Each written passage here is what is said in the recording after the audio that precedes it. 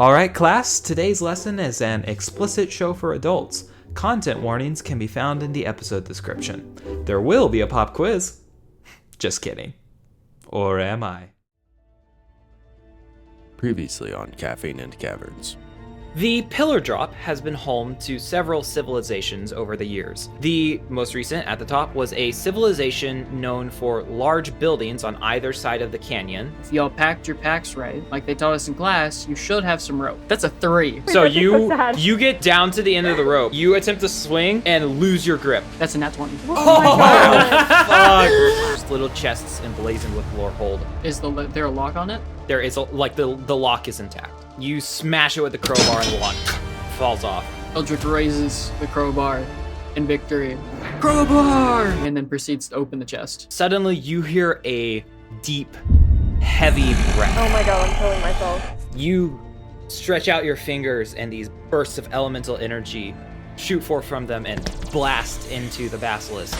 Your magic begins to confuse you and warble around you. The buzzing sort of freezes you in place, and you're just overwhelmed with this uncertainty. As you have this anxiety, there's a slight warmth spreading out from your chest, and you just focus on that and calm yourself, not even calm yourself down, you push it down, you ignore it. The Basilisk, growling, gonna just like snort and sends Mavis's dagger flying out of his nose to clatter on the ground before and Mavis crumples to the ground in front of you in a heap of flesh, blood, and alchemy supplies.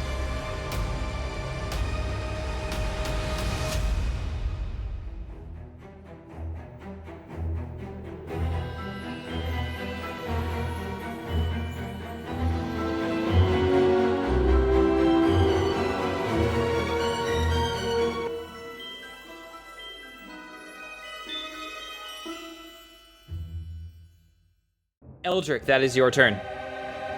Okay. You already know what's gonna happen. Azar, Yeah. how we feeling? Say that one more time. How we feeling? How we feeling? We're feeling Not good. good. We're feeling We good. wanna gamble? Do Not it. good. Do it. All right.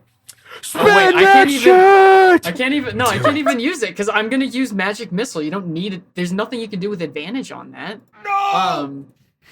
Hold on. Kill that All bitch! of this. Kadorus is attempting to cast spells, but he is having difficulties. Aww. He can't move his arm right now. He has magical dysfunction. Oh my god. Okay. Eldric, may I Yeah. perhaps tempt you Okay. with auto max damage? Oh, you may, because that's what? 15 damage? You may. It should be 12. No, because it's a D4 Oh. plus 1 per. Plus 1 for each. That's right. So yeah, Yeah. 15. And that's a D12, right? And then a con save? Yes. Okay. That is a 10. So, Eldric, as you stretch out your hand and fire 3 bolts of arcane energy that plunge into the chest of the Basilisk and send it screeching and collapsing to the ground, everything kind of slows down around you for a second. And you have the ability to take another action. Would you so like? That was so deep. It was like Firebolt! Basilisk. Firebolt? 1 second. Yep. Hold on, I gotta get my 10 out. Okay, so I'm gonna go ahead and cast Firebolt, which is gonna be to hit. Does a 18 hit? That will hit. All right. And then for damage, we're looking at 8 damage for, yeah, just fire damage. Eldric, how would you like to do this? All right. As my perception of time slows down and I feel this surge of energy within myself, I redirect it from the core of my body down through my veins as they flash a light with magic, spewing out the point of my finger as I lash out a bright bolt of fire straight into the Basilisk's face. Nice. And you watch as the glow from its eyes just winks out as it collapses on this bridge. I need you. We are now out of combat. Eldric, I need you to roll a Constitution saving throw. I'm gonna say giving a guaranteed damage spell, guaranteed max damage. I'm going to add 1 onto this DC to balance that out. Okay, well, probably doesn't matter because I just got a 17. Damn it. Once again, as you feel this almost like dread and anxiety, a existential fear welling up within your soul, and you just ignore it. You push it aside. Doesn't matter now. You have work to do. Okay. And then I would like to move myself in front of Mavis. And I'm assuming with a bonus action I can't stabilize her or anything. Right? You're out of combat. Oh, okay. Well then I'm going to go ahead and press my I'm going to use help action, get her up to 1 HP, and then press my healing potion into her palm. And she doesn't want it, apparently. Wait, no, I was wondering if Tom was gonna say anything. Sorry, you pop back up with 1 HP, rattled on the ground. Oh my god! Oh my god! Where is it? Where'd it go? Well, yours truly. Let me just say, I don't know.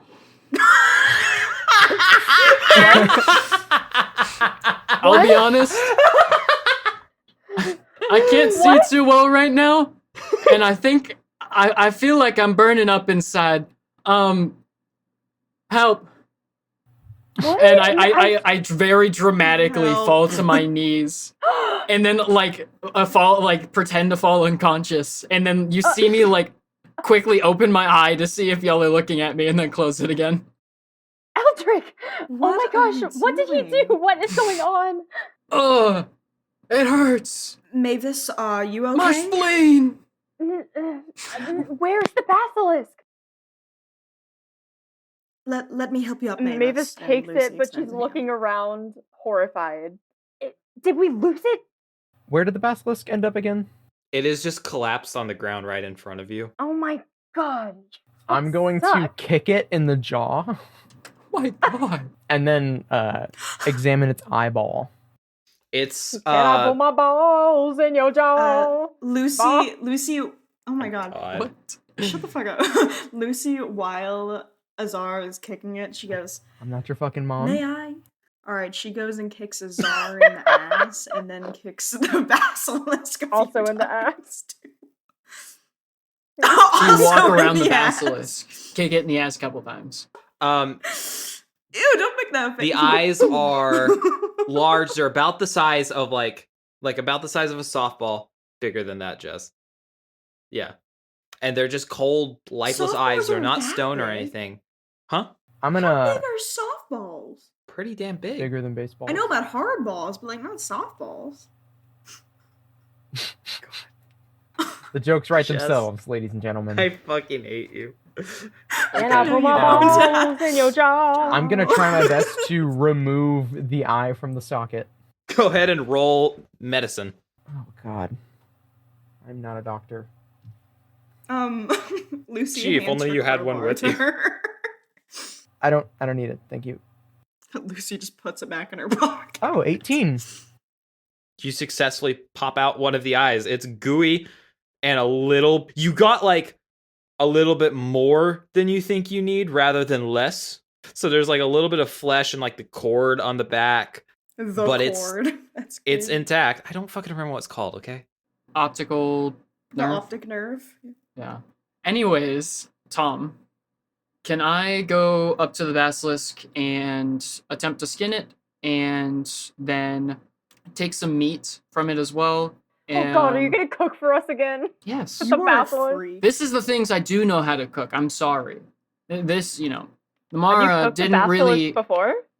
Namara's fed me basilisk before, Oh my god. so I'd like to go ahead, Me man. try and skin it. Go ahead and roll medicine. No, fucking survival. Roll survival. Yeah, I was about to say. Dirty 20.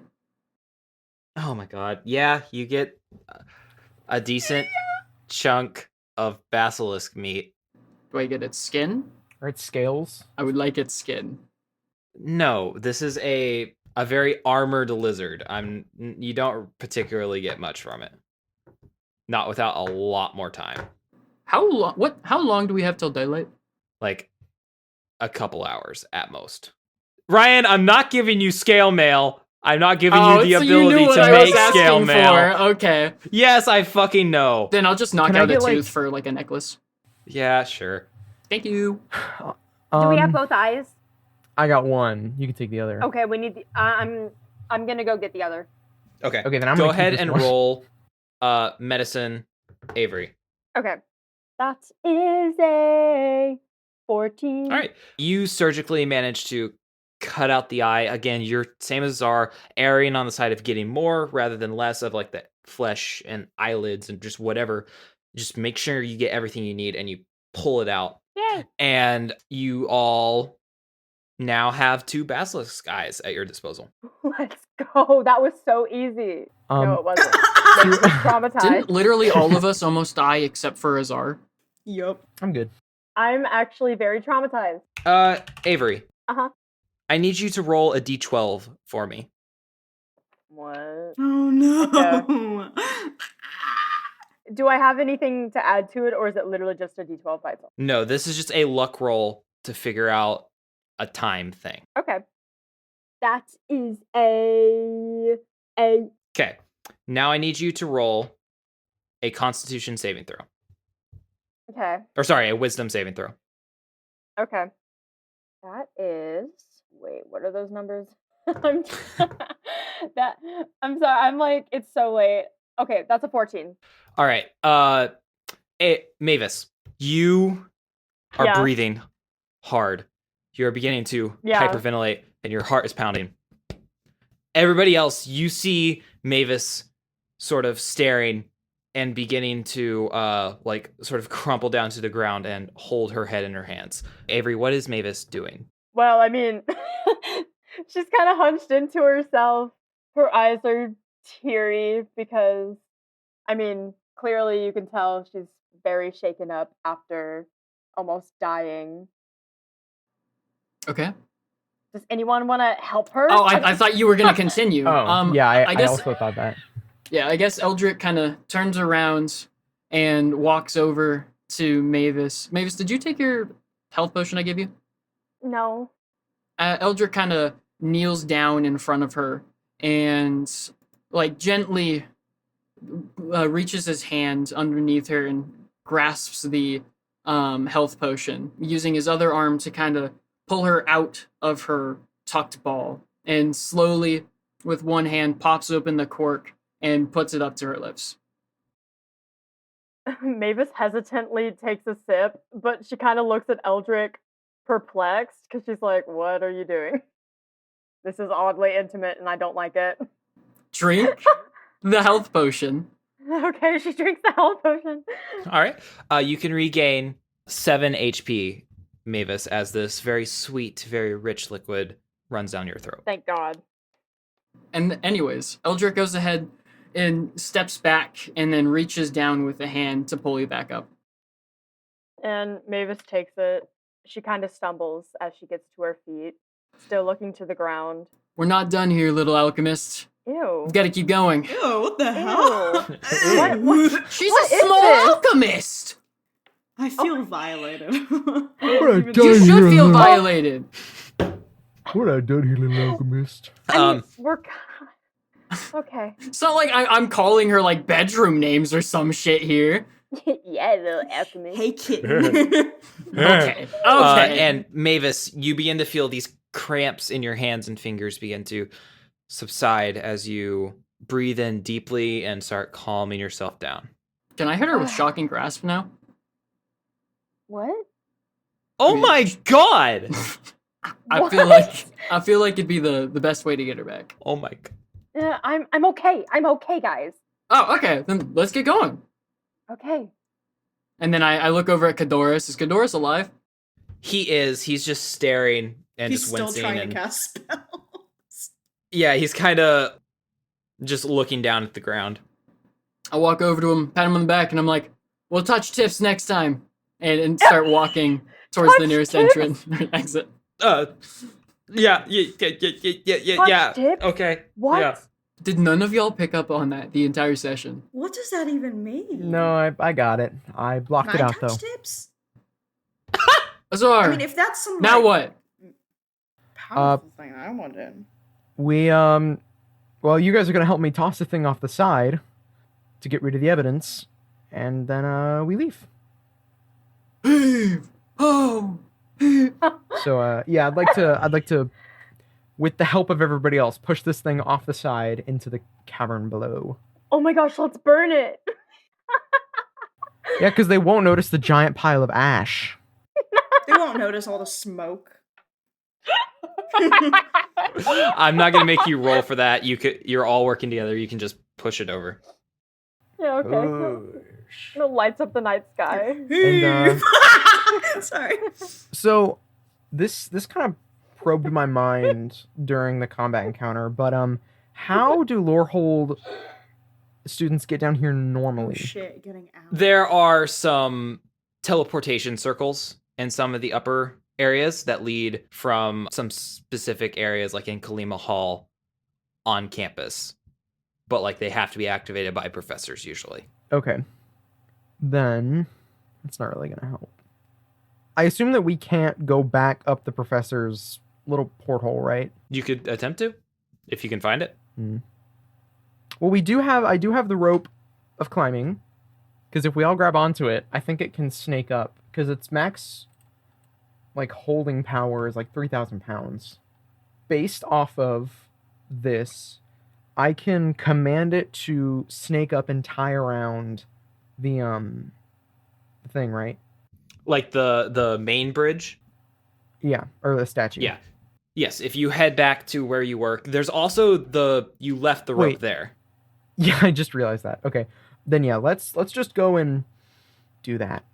You find your way there over the course of like another 10 minutes. You get turned around at one point, but you find your way there. Who's going up first? I'll go up first. Okay. So Azar, you head on up. Lucie follows pretty close behind. I'd like to attach the rope at my belt, the rope of climbing right to my belt, so that way I have it ready just in case. Okay. Go ahead and both of you make strength checks. Yeah. Both just strength checks? Okay. Yeah, just straight strength checks. Brother. 9. Bro. 11. Lucie, you manage to get up to the top and just barely pull yourself over. Azar, you start and then slide back down. But after you try again, and after a moment, you're able to get up and over. Is anyone else going up? I'm gonna go up because I need to go to sleep. All right. Mavis, go ahead and roll strength. Strength. Meow. Oh my god, 20. Okay, yeah, you get up with no problem, vault over. You know, That's crazy. She's at 8 the health. adrenaline with how tired you are and a Yeah. little bit of the anxiety being left in your veins helps push you over the top. All right, who else? I'll go ahead and wait till after Cad goes. Cad is standing and just staring at it, and he just sort of looks at you and I don't think I can. Well, Cad, if you can't do it, we've got two options. First option is I go up there and then I pull you up. The second option is I climb up there with you. And I might be able to do it, but I can't promise it's going to be pretty. I don't think I can hold. Hey, Kadoris! Yeah? I can lasso around you and pull you up. Oh god, that's terrifying. Okay. So what I'm gonna do is, Kadoris, start climbing the rope. I'm gonna tie it around your waist, so if you fall, I've got you, okay? Okay.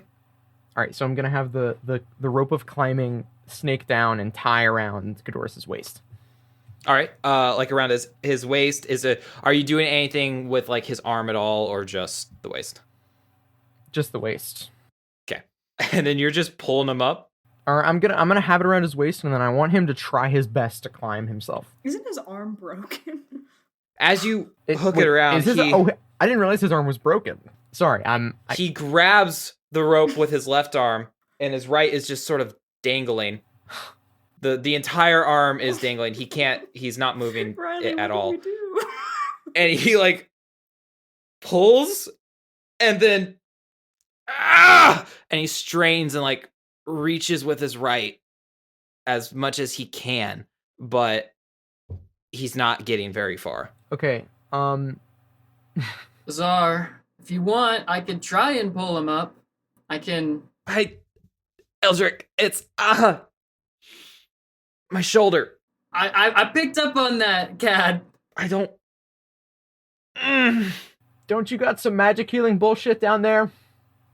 No, I That's gave mine not- away. That's not how this works. Pop it back into socket. It's broken. Your shoulder? I don't know. I can't move it. Why Okay. did we bring him? Oh my god. Wow. I'm joking. If I can get pull- a piece of rope, I can try and carry him like on my back and just use advantage on it. If you do that, you're 100% gonna have disadvantage. So No, then it he's equals talking out. about his feature. Yeah. Oh, Except we might explode. I mean, if you want to try that, I can untie it from Gondorus, and then you can just grab the other side of the rope, Well, and then use my rope. okay. I kind of go ahead and Cadoris, come back down here and guide him back onto the walkway. Yeah. So, Kat, I need you to not panic for what's about to happen. Okay. And then I go ahead and I go ahead and I reach deep into my magical core and focus that energy onto my physical self as I feel it run through my veins. I rolled a 4, by the way. That magic starts to expel around me into a spectral shield, where then I go ahead and I walk up to Cad,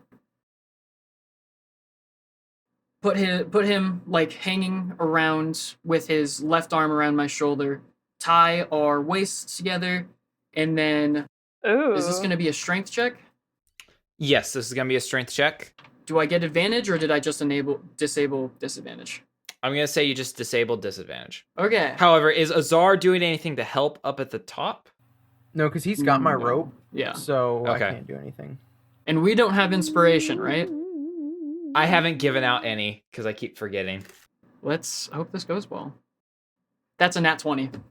Oh my god. Holy shit!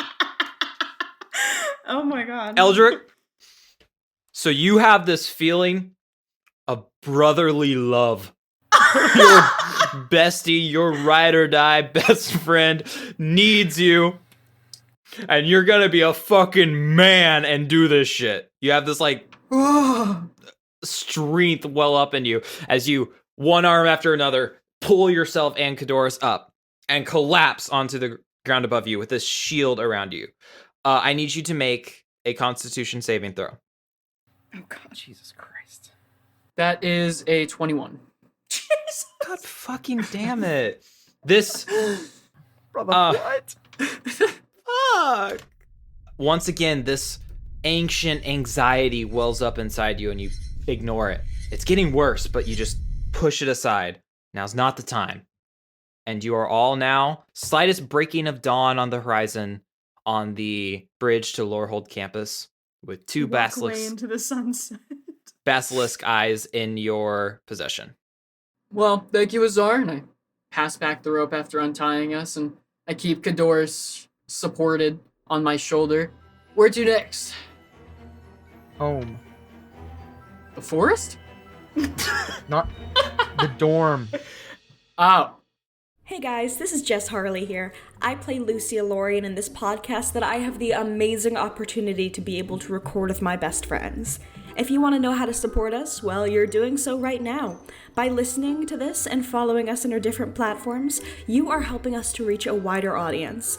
If you want to help fund this project, though, we have a Patreon where we upload some super fun recordings and different little treats every week or so.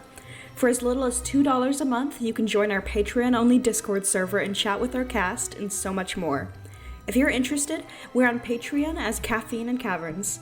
Thanks again for listening. Oh my god. We begin immediately after the group has returned home in Azar's room of the dorm. Filled with mechanical devices and failed experiments, and scraps of brass and copper, the centerpiece is Azar's workbench. A large, sturdy chunk with built-in measurements, positionable lights, magnifying glasses. Azar, as you return to your room, take off your glove and place it in the center of the workbench, you feel a strange tingle in your arm and your hand.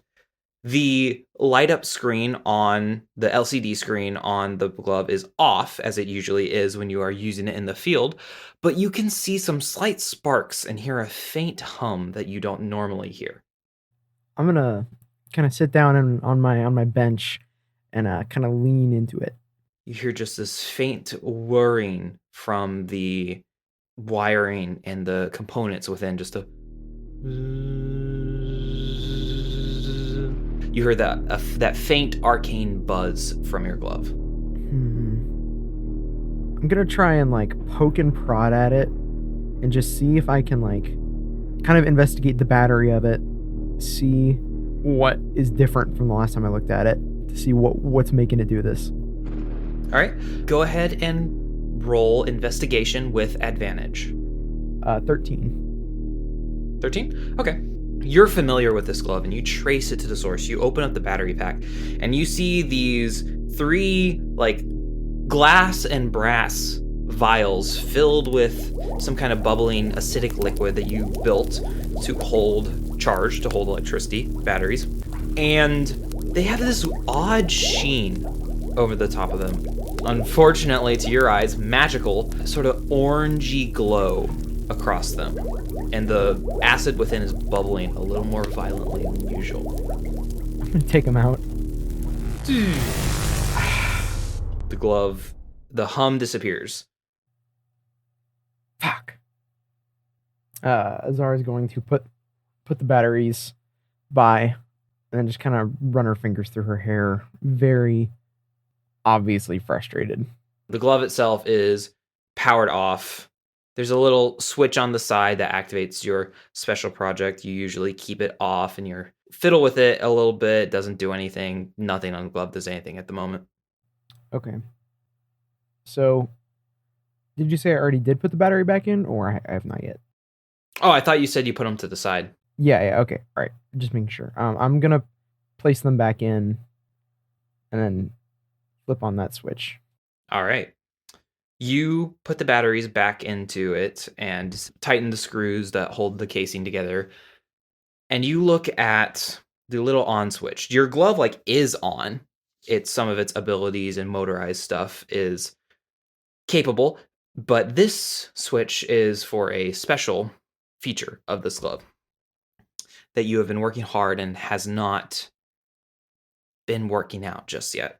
And as you flip it on, the LCD screen lights up and you see these words scroll across the screen. And you hear in a very faint, tinny speaker within the glove.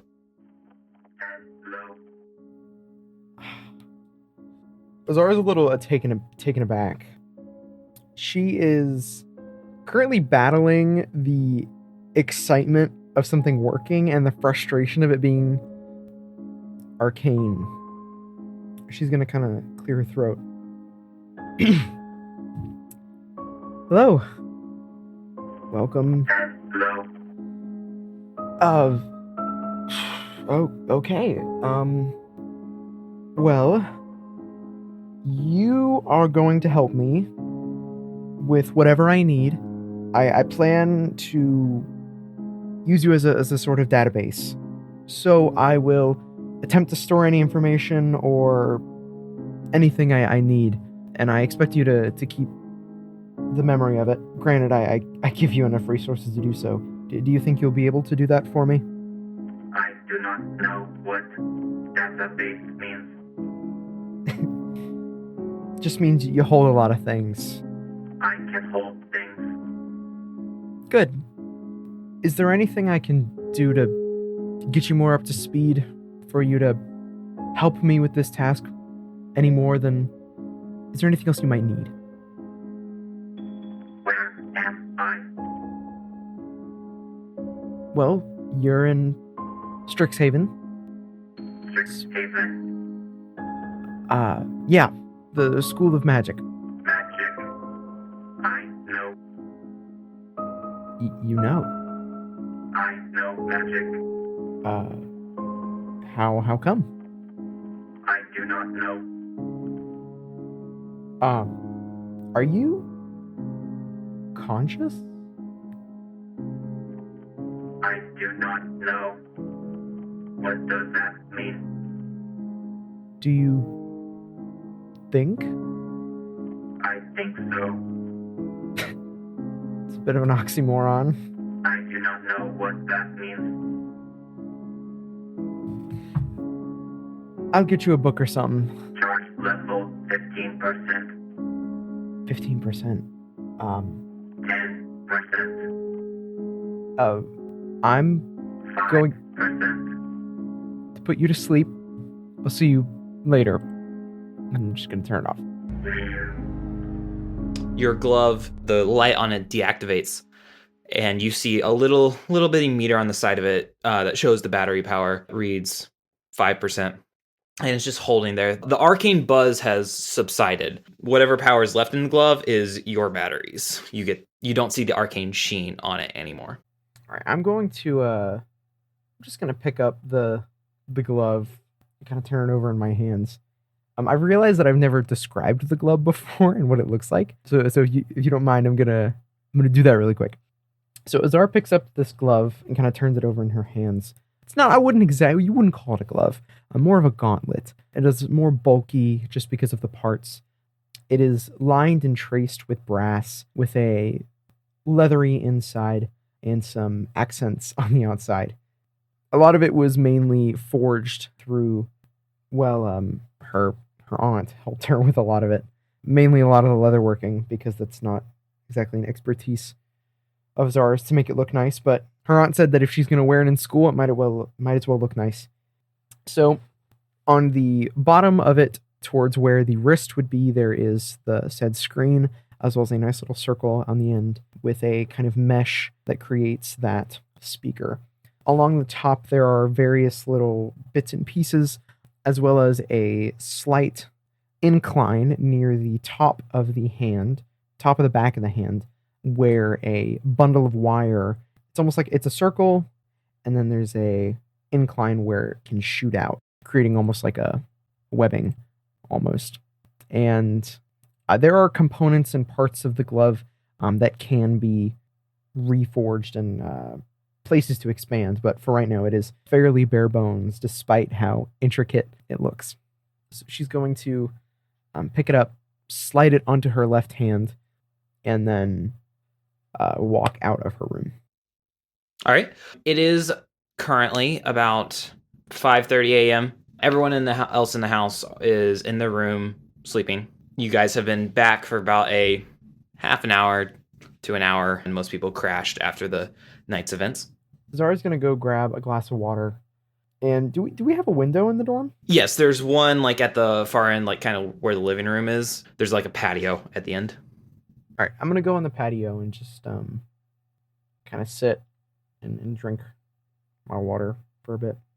You sit out there and you watch Strixhaven. Very sleepy. This is not a early morning type of school, at least for the most part. Maybe some of the Silverquill people, who knows. You stay out there for a while, and the sun begins to come up. Are you like staying out there for the foreseeable future? Are you going to try and get any sleep? What would you like to do? I think she was going to try and get some sleep, but I think time just got away from her and she ended up just watching the sunrise. A while after the sunrise, you hear a knock on the glass door of the patio, and Eldric, you enter, or I guess exit the apartment onto the patio, where you see Azar sort of nodding off with an empty glass near her, just sort of looking out over the campus. It is now close to midday, hustling and bustling, that kind of thing. Eldric slides the door open, whatever I'm imagining is a sliding patio door. Stretches in the midday sun, and looks to his like down and left and sees Azar just chilling, sitting down, sees the cup and realizes Azar's been here for quite a bit at this point. So, what's eating you? What are you? I thought you'd be in your workshop by now. Well, a lot of my work is, let's just say it's become more thought-provoking than it once was. Sometimes I need to take a step back and just not be there. I didn't know that was possible. You're always in your workshop. I mean, I don't think I've seen you out of your workshop unless we're going somewhere as a group or for dinner. And even then, you skip dinner half the time. Yeah. So, what you want to enlighten me on what's so thought-provoking that it's got you shaking everything up?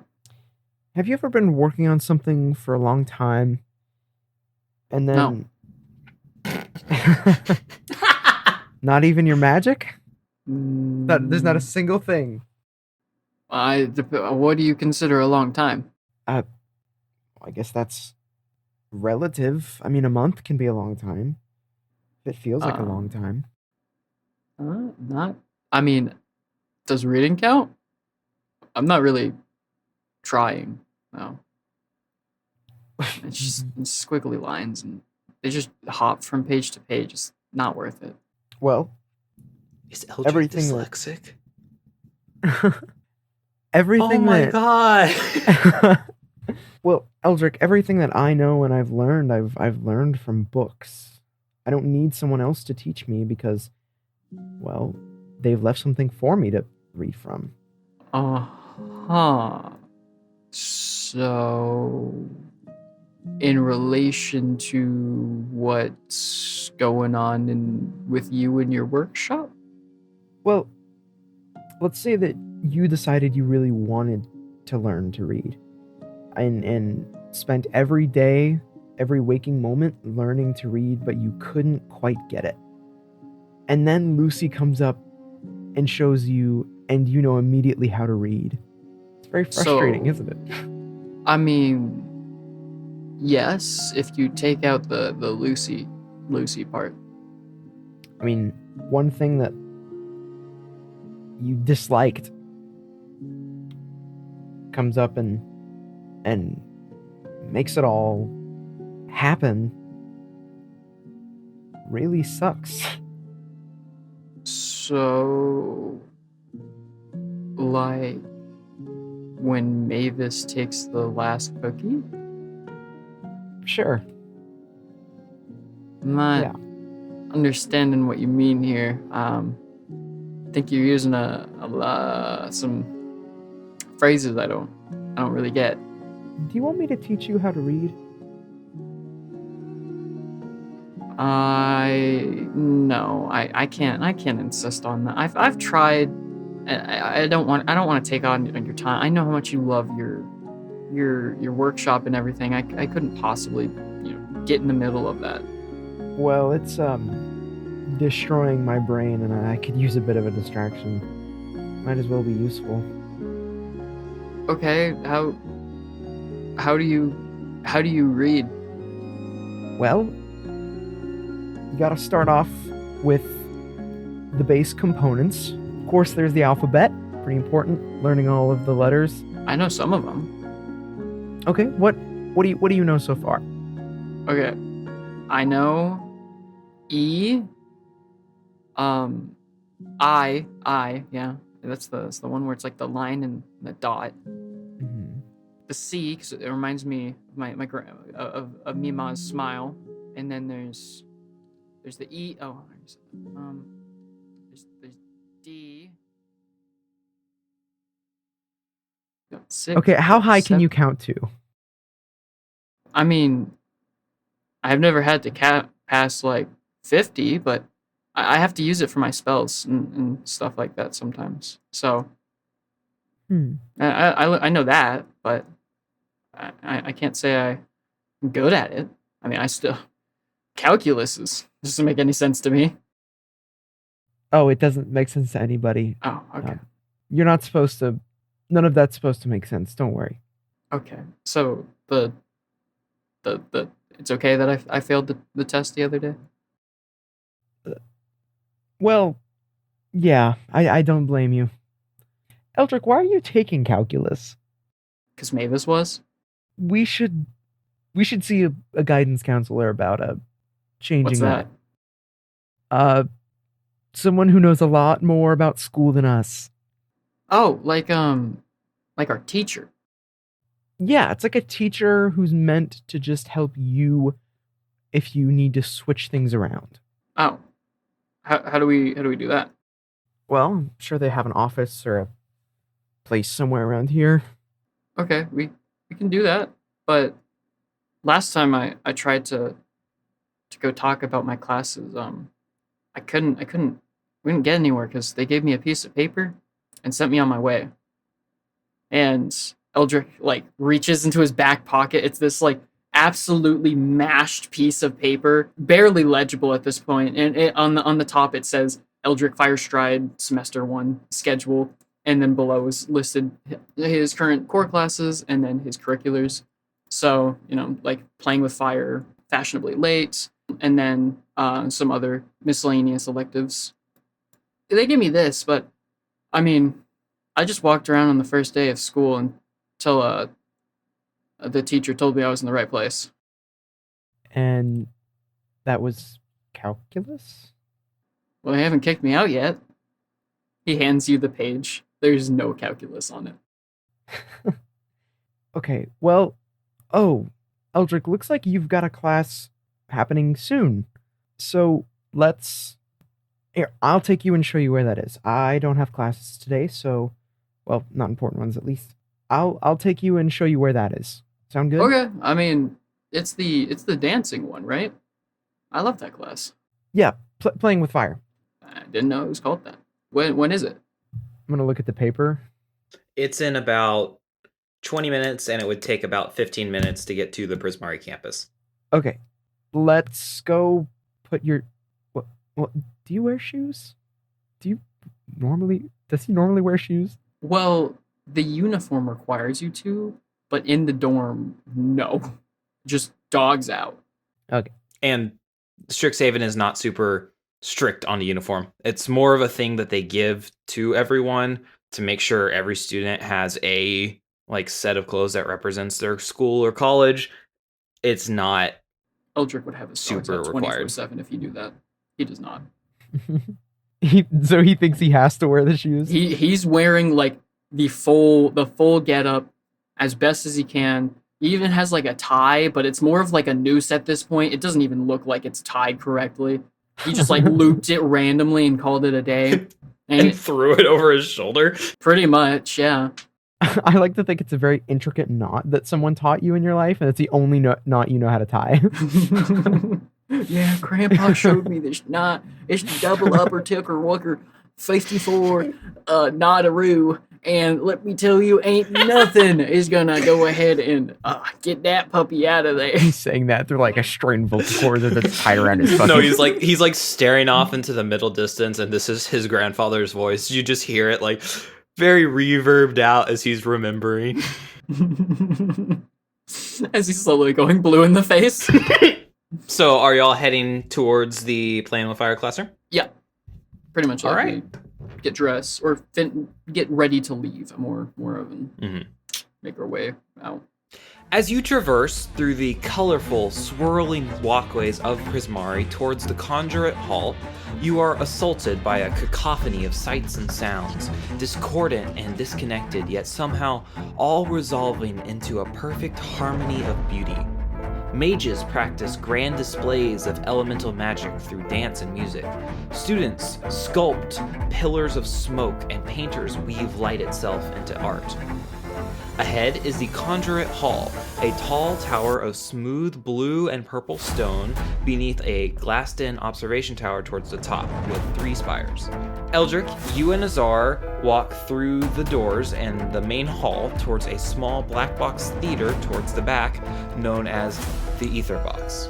So, Eldric, for the first time in your life, you managed to be not late to a class. As you walk towards the entrance to the Ether Box, you see the door slam open and a tall Owlin professor wearing a worn yet nice pantsuit and a scarf in silver quill colors walk out in a huff. She adjusts the books and papers in her hand and begins walking away, and from behind her, you hear your professor, Dr. Arkin Menexus, cry out, "Don't do anything rash, Brina. You'll make us both regret it." And the Owlin walks past you briskly into the hall. And you look around and you see a couple other students milling about outside, not really paying much attention to anything that just happened. Someone ruffled her feathers. Sorry, I had to get the Marvel one-liner out of there. I guess, so, if I'm gonna, peeking in the door, do I see, are there still students inside the black box? No, there are a couple students that were waiting, just like 1 or 2 that were waiting outside, like where you were, but there was no one inside other than the 2 professors. Then I kind of, so right now the 2 professors are in the hallway, like bickering or walking away right now, right? No, so they were both inside the theater, and one of them just slammed through the doors and is walking away, and the other one, your professor for this class, is still in the theater and was like calling after the other one. Well, I kind of peek inside to see if anyone else is really reacting from what you told me before. Everyone was kind of just like, whatever. Pretty much. And so I look at Azar and I'm like, well, you want to learn how to dance? Not particularly, no. Well, you gotta fit in, don't you? I can count very many people who don't know how to dance who fit in just fine. In a dance class, they fit in? Oh, I was just gonna stay near the back and not really be in the class. I was just gonna be here in case you needed me. I don't think the professor will let you do. Well, isn't like your mommy a principal or something? She's not my mom. And no, she's just a professor. Well, do you know this professor? No.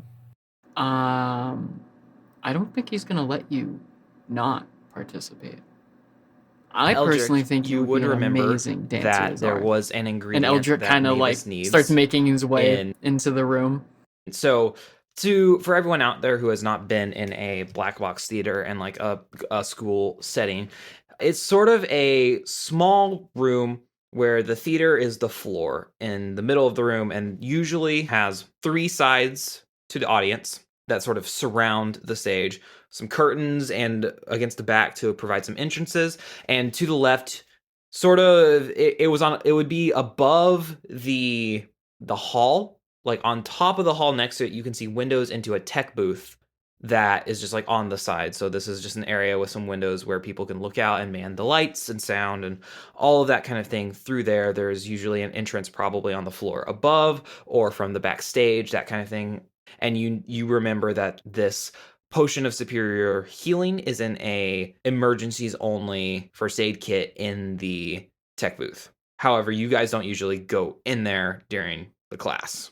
As Eldric's starting to make his way in, he gets like a couple steps in the door and he stops and like stares at a wall blankly for about 30 seconds. He turns back to his art. Wait, hold on. Don't we, what was it? Mavis needed something for that one, she lives in our dorm, or what's her name? Oh, the potion. Oh, yeah. For Nora Ann. Yeah, Nora. The potion was what again? Superior healing, I think. What does that look like? Blue? Looks like a potion.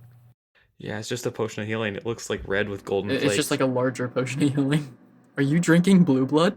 It looks like a glass vial with an iron ring around it and a cork with a string, and it's red. I'm not I don't know anything about magic. That's not magic. Well, I mean, maybe it is. I don't know how it's You made. you drink a liquid and it's automatically heals whatever you need it to. I'd call that pretty magical. Whatever. Anyways, so the other week, this guy, his name was Paul. Okay, he fell and broke his left leg, and God fucking damn it, Tom. And so when he broke his leg, you know, the normal screams and panic. I thought it was kind of cool, like the passion to put into that. I want to be like him. Anyways, and sorry, I'm getting off topic. So the bone was like through his leg.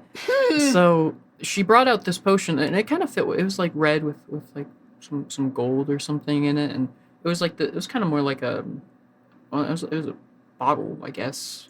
I don't know, but she called it a potion of superior healing, which, I mean, that's what you said, right?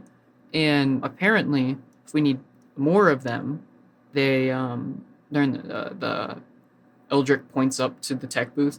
They're in that thing. We have never actually gone up there, but Are you saying this like in the theater, like right in front of the professor? no, we're like still at the door. I'm not being insanely loud. Okay, so the tech booth would be like above you if you're entering the door. Yeah, that place. I don't know how to get in there, but do you think if we asked nicely? I mean, if we just ask, hey, can I go get your superior healing, we're going to say no. But I bet if I volunteered to do something for them, they'd probably let me go in there. Wait, you know how you're like your grandma, she's like the principal, right? Yeah, sure, whatever. What if now, Mima always told me not to lie, but you're not me. What if you go tell the professor that your grandpa told you that you needed to go and grab something from there? I mean, you understand the gizmos and gizbobs and stuff, like you would, like it, I think it would make sense. And I'll attend class and keep the attention on me. Eldric, I'll admit I'm not the closest with my aunt, but I do know most of the people she's friends with in this campus, and he is not one of them. I'm fairly positive of it, and I don't think we can use her as an excuse. I feel like that probably won't really lead anywhere. Okay, so the sister plan is out of the park then. Do you think we just go ahead and try after class? I can teach you how to dance in the meantime. No. But, thanks for the offer. I thought we were, like, teaching each other stuff, though. No. I'm teaching you a basic necessity of living in this world, and you're trying to teach me how to move something that should not move like that. So, okay. kind of a different. Oh, okay, well, I guess I'll see you after class then? I'll try and find a way to get in while you're in class, and if need be, I'll just go in, I don't know, volunteer or something. Okay, I'll see you after class then. And then Eldric like spins around with like quite a very noticeable like pep in his step. This is his favorite class, and prepares to show the professor his new interpretive dance, where he just throws it back in pretty much not even a circle. It's a sphere at this point. Last time the professor gave him top marks, so he's curious to see what happens this time. He even has a leotard that he's gonna swap into. He stole it from Lucie's closet, but she doesn't. Oh my god! Wait, you're telling me that you were able to fit into a leotard that Lucie owns? Who said anything about fitting? So which nut is hanging out? Both of them. It's split between the middle. So Arkin turns around, and he's not much older than you. He's like a brand new professor, right? And there's just a flash of him. He turns around, his eyes go down, his eyes go wide, his eyes go back up. And oh my god, the Rowley gif.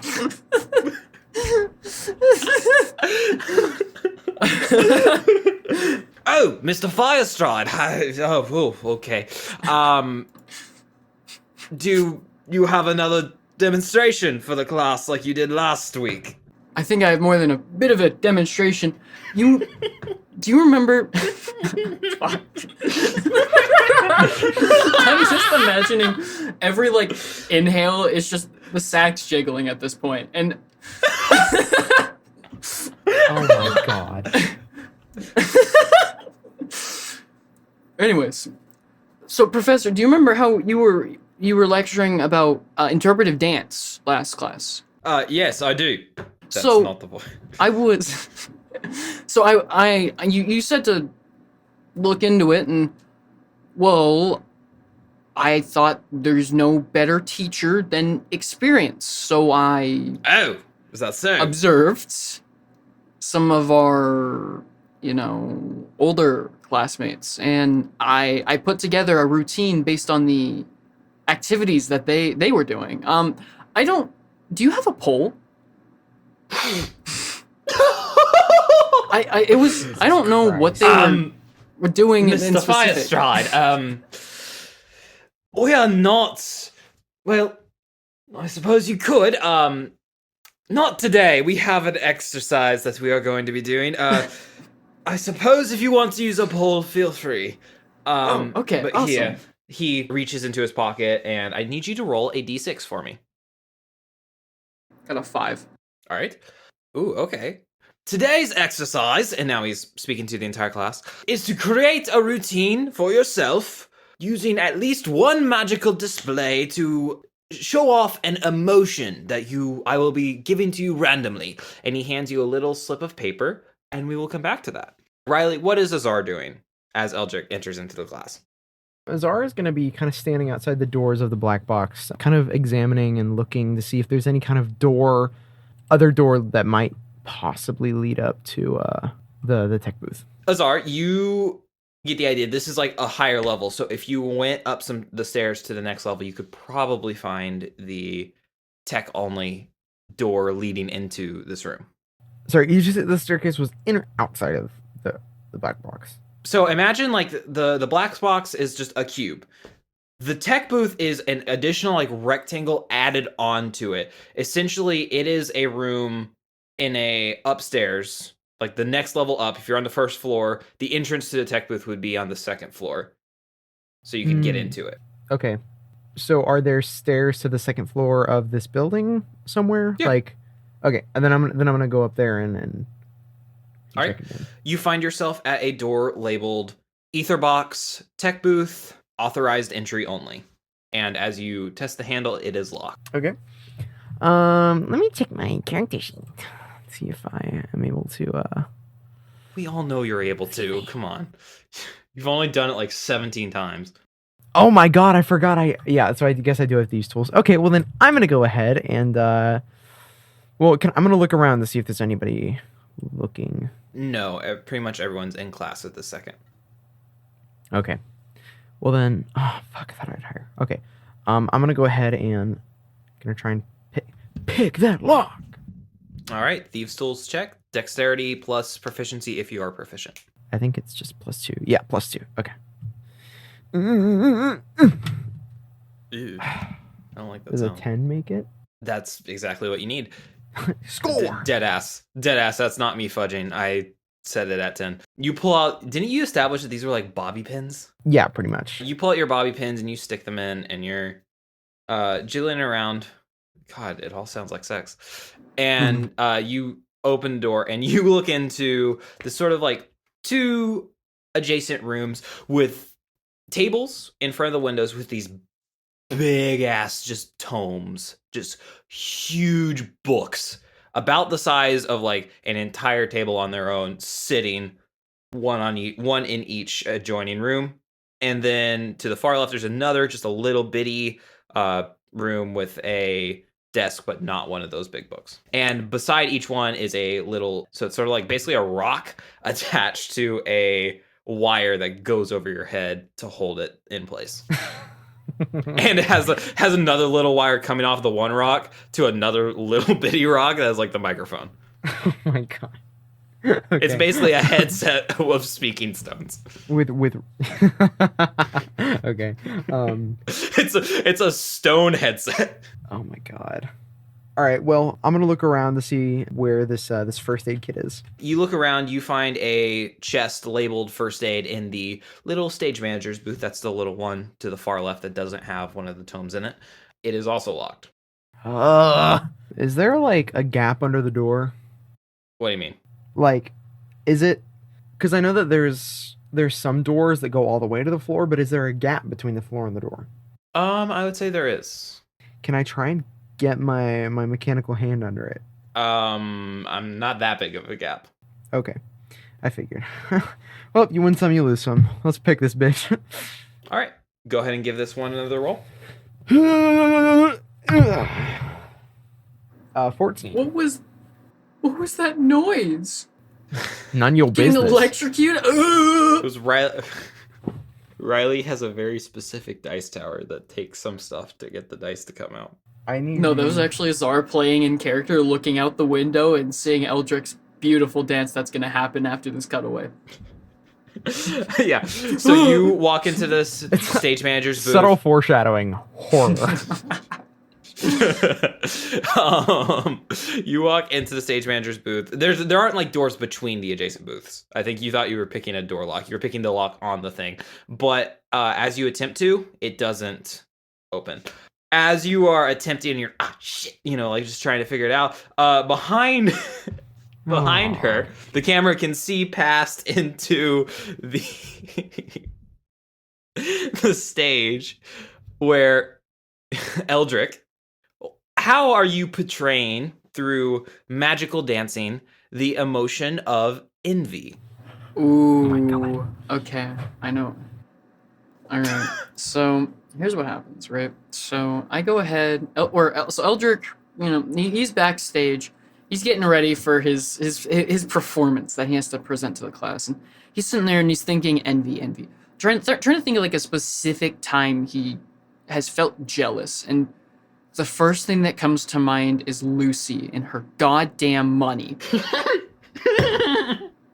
And he just sits there and he stews and he tries to truly analyze the feeling of envy and how it physically feels on his body, and tries to make a connection on how that would appear normally. And the first thing he thinks is envy. It's thick, viscous, and it hangs off of somebody, right? God damn it. No, don't bring them back. Ryan, no. So, Ryan, you motherfucker. It's not even going where you think it's going. Eldric goes ahead and he starts making his way towards the stage. He hears the polite clapping and quiet booing from the performance in front of him, and strides on the stage and stands center mass, testicle hanging out of each side of his leotard. Oh, I forgot about that. And oh my God. He addresses the class and he's like, I've been tasked to do a dance on the feeling of envy. And he sees a couple raised eyebrows. And what he does after that is, in a quite impressive display of how flexible he is, he I need you to roll performance. flips backwards. Oh God, please don't be something terrible. That's a dirty 20. God damn, okay. Okay. So he flips backwards and lands in the splits. And nuts right against the ground. Oh! And you hear it, and then you see his eyes go wide, and he locks solid, and he's like, And then he goes ahead, and as he slowly gets back up, and as smooth of a motion as he can, he begins casting grease in and aiming the blob pretty much directly above him, so it comes back down and splashes over him and all over the ground around him. And as he continues to move throughout the stage, in slow, meaningful movements, I can't really describe what it would be, he proceeds to go ahead and cast Minor Illusion next to him. And it's a 5-foot cube. Okay. And the illusion is a very short, because it's only 5 foot, dryad. That's like, specifically it's the dryad that we had in our first class. Ferelda? Yeah.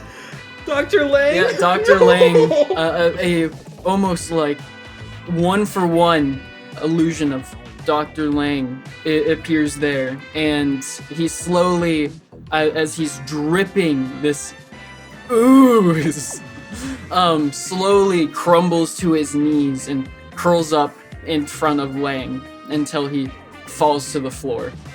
And then he gets up, bows, and walks off the stage. All right. God, your classmates are staring wide-eyed. And Dr. Menexus... Well done, Eldric. Okay. I need you to, as your like lack of sleep and the couple times last night that your wild magic came over you, you slip up in your control for a second, and I need you to go ahead and make a Constitution saving throw. Okay. As well as a D12. That is a 14 and a 3. Okay. So you are overwhelmed with this sort of eldritch confusion that you felt literally just the night before, and you get turned around and walk directly into a wall and slip on your own grease and fall down. As you do, this strange feeling that you had been fighting the entire night before begins to well up inside you. This exhaustion, this depression isn't the right word, but this dread. I need you to roll a d4. That is a 4. All right. What does Eldric look like 4 years older than he is now? With or without maintenance? Without. Okay. So, a pretty good explanation is, so, Eldric, starting from the top, his hair is still the same chestnut color that it was, but it's reached to below his shoulder blades at this point, and it's became not quite curly, but wild and untamed. There's some knots in it, and it doesn't really look greasy, but it's very obviously not well cared for. His ears have gotten slightly longer, and the baby fat on his face has completely disappeared, leaving a more chiseled jawbone. Is this going to be, like, literally just his current physical state, but 4 years older, or as if he lived those 4 years? No, just his current physical state, 4 years older. This is like a temporary, you age 1d4 years, you come back. Eldric it becomes noticeably taller. He grows another 3 inches, and you can see the leotard stretch and break off of him, leaving him completely nude. And now, while he's completely nude, you can see his chest, stomach, back, arms are covered in this long, curly chestnut hair. He almost looks like a werewolf or something. And then, the curtains do match the drapes. Getting quite wild.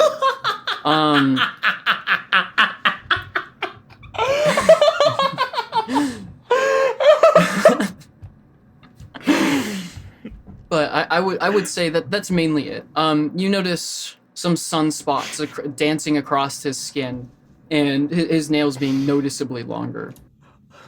But I would say that's about it.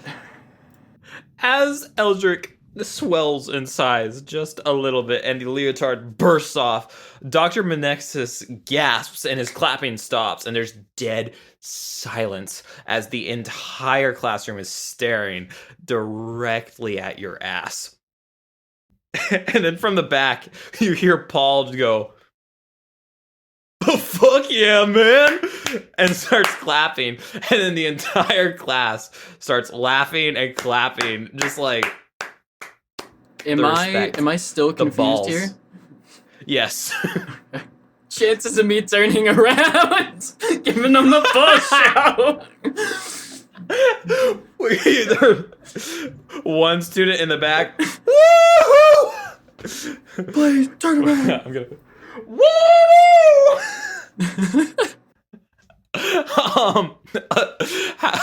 Riley, how is Azar up in the tech booth reacting to this as she manages to get the lock undone, pulls out one of the 2 remaining potions of superior healing, and sees this display through the window? Azar took Oh, I thought that was the reaction. Yeah. Faint. Azar took one look at that fucking leotard and Leotard's not there anymore. tried, and I mean, like, at the beginning, Oh.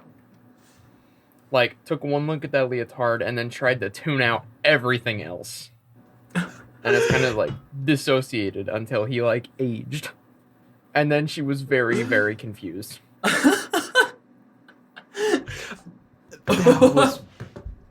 That was wild. If I wasn't confused, my plan was to turn around, bow again, and then look at everyone's reactions and be like, "Oh, is there something on my face?"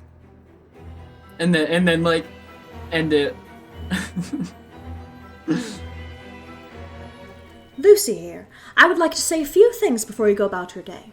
Thank you so much for listening to this episode of Caffeine and Caverns. The cast of the show goes as follows. Jess as Lucie Elorian, me of course, Ryan as Eldric Firestride, Avery as Mavis Norwood, Riley as Azar Pariah, and Tom Smith as our Dungeon Master. Special thanks to Jared Birmingham for editing, and at justamediocre.magpie on Instagram for our beautiful art cover. Make sure to follow us on whatever platform best suits you. We're on Instagram, TikTok, and YouTube as @Caffeine and Caverns. Thank you for bearing with us for the week delay, and our next episode will be out on November 29th.